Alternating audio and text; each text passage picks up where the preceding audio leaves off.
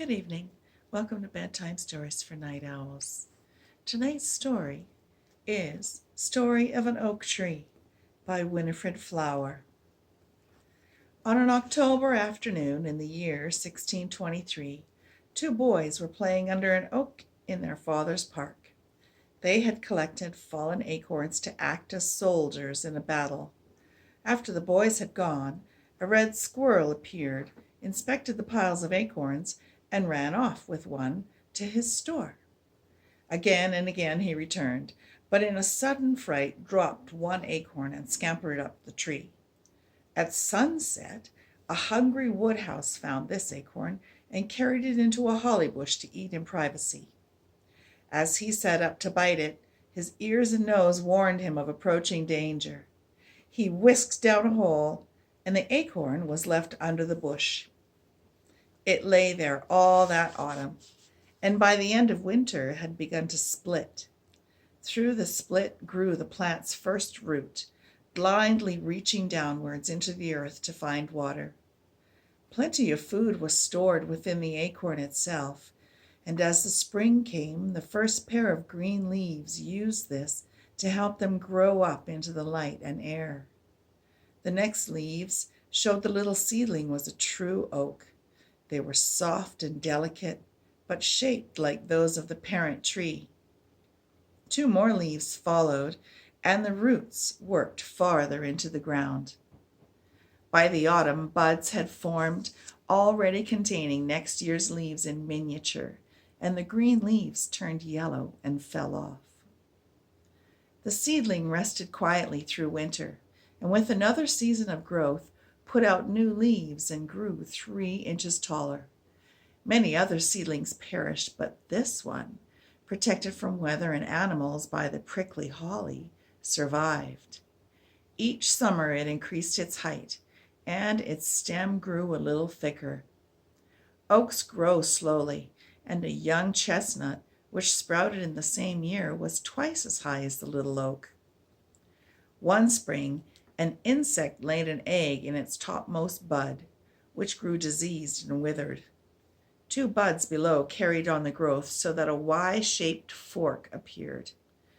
This was its first introduction to the vicious attacks of insects. In a bad winter, rabbits tried to nibble the sapling's thin young bark, but it was too bitter for them, and its life was saved. After some years, it grew out from the protecting holly bush and soon, for the life of an oak, was towering above it. Not until it was 65 years old did it bear its first acorn, near the end of the reign of James II. After that, each spring, it put out pale green tassels of flowers in late April or May, and each summer the little green acorns gradually swelled and turned yellow-brown in their shallow cups or bracts. The oak tree now had its own animal population. Red squirrels, there were no gray squirrels in England then, used its branches as a playground, running and leaping after one another with plumed tails spread. Tits worked industriously among the spring leaves, collecting tiny caterpillars for their young. Tree creepers probed into the cracks, into which the thickening bark split, extracting beetles and grubs. Cuckoos and nuthatches, woodpeckers and robins, all found insect food among its huge spreading branches. Once a plague of tiny caterpillars devoured nearly all the oak's young leaves.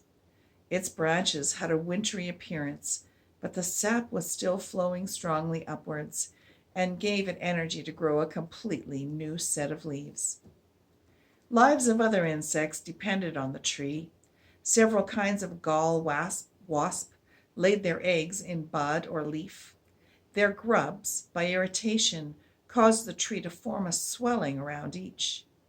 In this way, spangle galls were formed on the backs of leaves and on the round oak apples.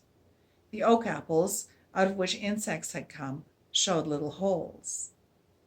By the middle of the 19th century, the oak tree was still centuries younger than some of the others in the park, and many feet less in girth, but it was mature, and its timber would be fit for use.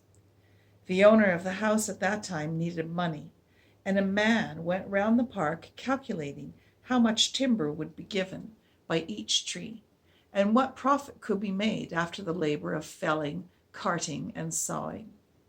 The oak tree was condemned to be destroyed. But the Crimean War began. The park's owner left England to fight, and the felling of the trees was cancelled. So the long years went by,